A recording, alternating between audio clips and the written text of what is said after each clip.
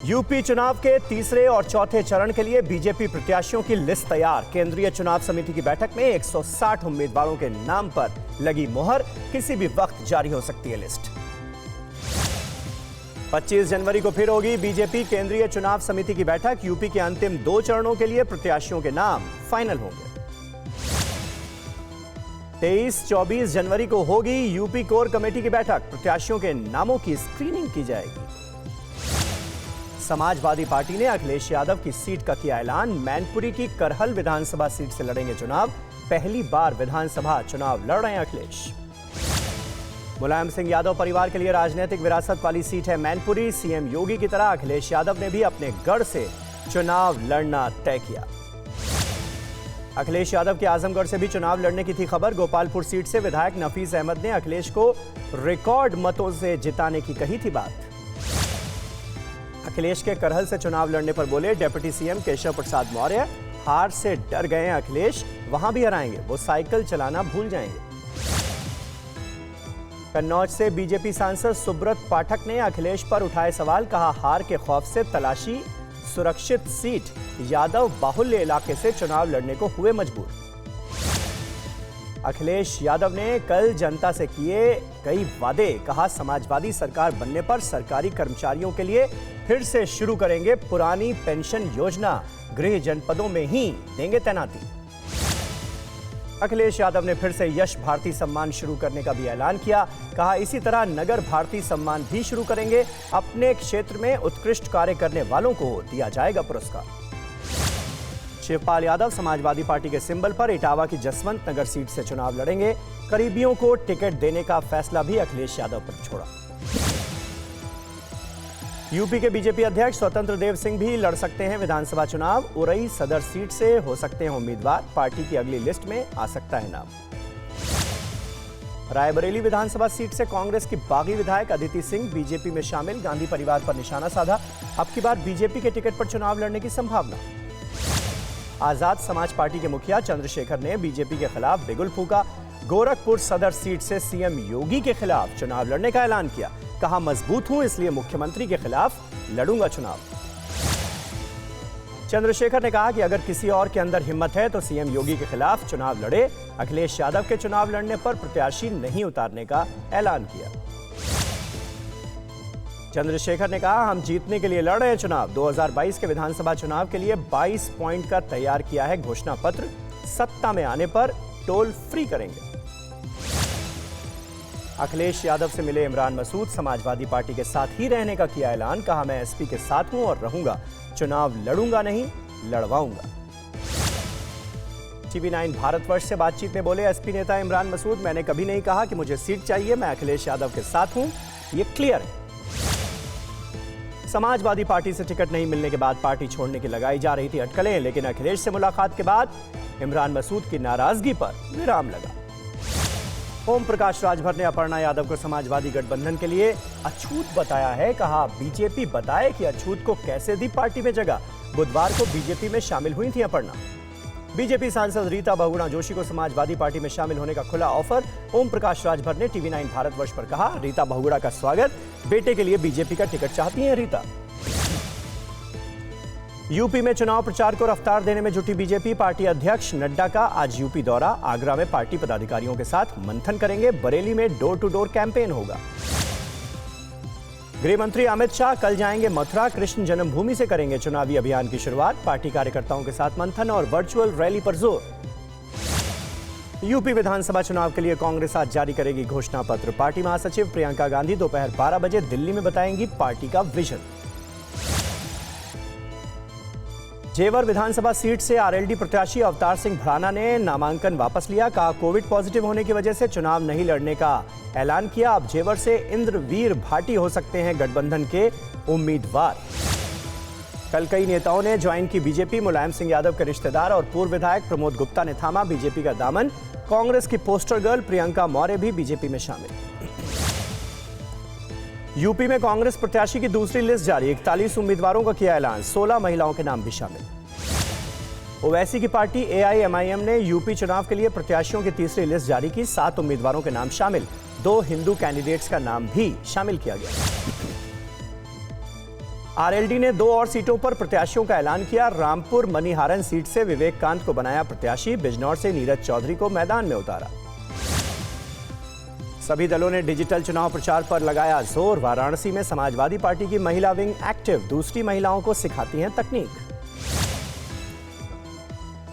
बरेली की नादिया खान ने कांग्रेस के नारे पर प्रियंका से पूछा सवाल, कहा मेरे पूर्व ससुर मौलाना तौकीर रजा कर रहे हैं कांग्रेस का प्रचार, उन्होंने अपनी बहू को न्याय दिलाने की नहीं की कोशिश। नादिया खान ने कहा मौलाना तौकीर रजा ने हमेशा महिलाओं के खिलाफ जारी किया फतवा, 3 तलाक की वजह से वो धक्के खाने को मजबूर हुई। मथुरा की मांड सीट से आरएलडी प्रत्याशी योगेश नौहवार ने गठबंधन से बगावत की, नामांकन वापस लेने से किया इनकार। एसपी कैंडिडेट के लिए जयंत चौधरी ने पर्चा वापस लेने का दिया था निर्देश। TV9 भारतवर्ष से बातचीत में योगेश नौहवार ने कहा एसपी प्रत्याशी के लिए वापस नहीं कराऊंगा नामांकन, जयंत चौधरी चुनाव लड़े तभी पर्चा वापसी संभव। मथुरा से आरएलडी के जिलाध्यक्ष ने कहा हम योगेश को मनाकर नामांकन वापस कराएंगे। मांड सीट से समाजवादी पार्टी के कैंडिडेट संजय लाठर ही होंगे गठबंधन के प्रत्याशी, जयंत चौधरी के यहां से लड़ने की बात गलत। मथुरा के मांड विधानसभा से बीएसपी प्रत्याशी पंडित श्याम सुंदर शर्मा ने कराया नामांकन, 8 बार रह चुके हैं विधायक। मुजफ्फरनगर में खतौली विधानसभा सीट से बीजेपी उम्मीदवार विक्रम सैनी के खिलाफ प्रदर्शन, प्रचार के दौरान ग्रामीणों ने भगाया। मुनव्वरपुर गांव में मांगने गए थे वोट। बस्ती पहुंचे समाजवादी पार्टी के प्रदेश उपाध्यक्ष सुरेंद्र श्रीवास्तव ने बीजेपी पर निशाना साधा, कहा जनता के मुद्दों से भटक गई है बीजेपी, समाजवादी पार्टी ने कायस्थ समाज को दिया है सम्मान।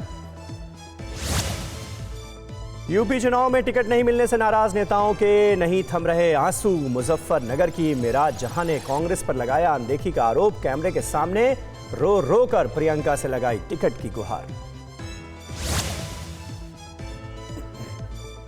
बुलंदशहर में भी कांग्रेस की लिस्ट में नाम न आने से रोईं कांग्रेस की नेता गीता रानी शर्मा ने कहा परिवार की कुर्बानियों का कांग्रेस ने दिया ये सिला, अब निर्दलीय ही लड़ेंगे चुनाव।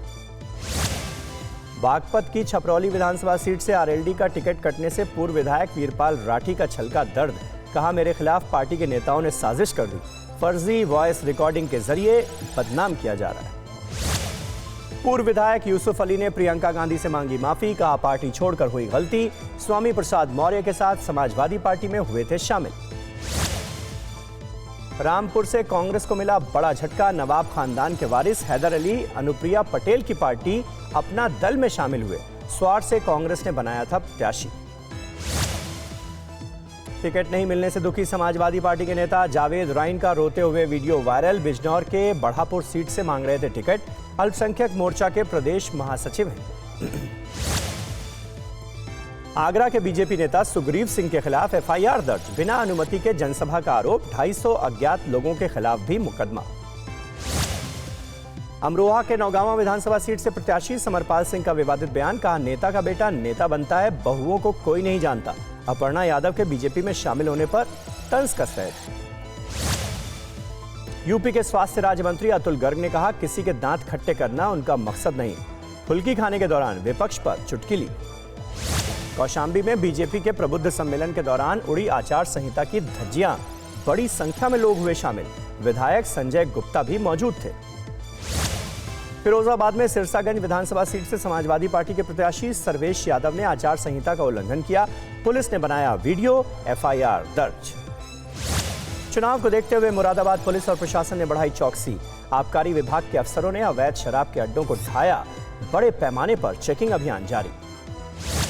श्रावस्ती में गांव-गांव फ्लैग मार्च कर रहे हैं सुरक्षा बलों के जवान, मतदाताओं से निष्पक्ष मतदान की अपील, नेपाल बॉर्डर पर बढ़ाई गई सतर्कता। मुरादाबाद में अपराधियों के हौसले बुलंद, ज्वेलर्स की दुकान में दिन दहाड़े लूटपाट की कोशिश, फायरिंग में एक दुकानदार घायल, एक बदमाश पकड़ा गया। बांदा पुलिस का चेकिंग अभियान जारी, कल एक बोलेरो गाड़ी से बरामद हुआ 8 लाख रुपए कैश, कोतवाली देहात थाना क्षेत्र की घटना। चुनाव में शांतिपूर्ण और निष्पक्ष मतदान के लिए चित्रकूट पुलिस की अनूठी पहल, जनता से सुरक्षा का वादा करते हुए जारी किया भरोसा पत्र, इसमें पुलिस कंट्रोल रूम और अफसरों के मोबाइल नंबर दर्ज है। अंबेडकर नगर में यूरिया खाद की किल्लत से किसान परेशान, 270 रुपए में मिलने वाली यूरिया की दोगुने दाम पर हो रही है बिक्री, कालाबाजारी का आरोप। अयोध्या में चोरी हुए मोबाइल फोन पाकर खिले लोगों के चेहरे। दर्शन करने के दौरान गुम हुए थे मोबाइल। स्वाट और सर्विलांस टीम ने 60 मोबाइल बरामद किए। मुरादाबाद में हिंदू मुसलमान भाईचारे की अनोखी मिसाल। लकड़ी के मंदिरों को बनाने में जुटे हैं मुस्लिम कारीगर। पेंटिंग की जिम्मेदारी उठा रहे हैं हिंदू। कानपुर में नाबालिग बच्ची से दुष्कर्म के आरोपी का एनकाउंटर। पैर में गोली लगने से आरोपी घायल, अस्पताल में किया गया भर्ती। मथुरा में अवैध हथियार फैक्ट्री का भांडाफोड़। 8 पिस्टल, 4 बंदूक और 13 जिंदा कारतूस बरामद। हथियार बनाने का सामान समेत फैक्ट्री मालिक गिरफ्तार।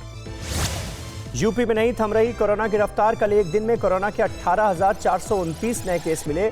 10 लोगों की जान चली गई। सीएम योगी ने वीडियो कॉन्फ्रेंसिंग के जरिए कोरोना के हालात पर मंथन किया। संक्रमितों को दवाइयां और अस्पताल में सभी सुविधाएं मुहैया कराने का निर्देश। बढ़ते कोरोना संक्रमण के बावजूद लापरवाह बने हुए हैं लोग। सड़कों और बाजारों में बिना मास्क के घूमना जारी। टेस्टिंग और वैक्सीनेशन में जुटा प्रशासन।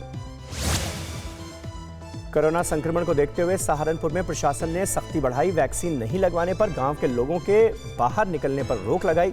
जल्द से जल्द वैक्सीन लगवाने की अपील। सहारनपुर में चुनाव से पहले पुलिस की बड़ी कार्रवाई। अवैध हथियारों की फैक्ट्री का पर्दाफाश। बड़ी मात्रा में असलहे बरामद। मौके से 2 टॉप 10 बदमाश पकड़े।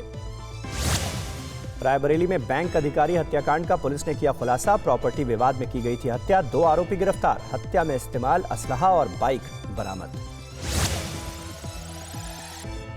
बहराइच के शराब माफिया पर पुलिस ने कसा शिकंजा। 2 करोड़ 25 लाख की संपत्ति जब्त। लाइसेंसी दुकान में मिलावटी शराब बेचने का आरोप। कई लोगों की हो चुकी है मौत।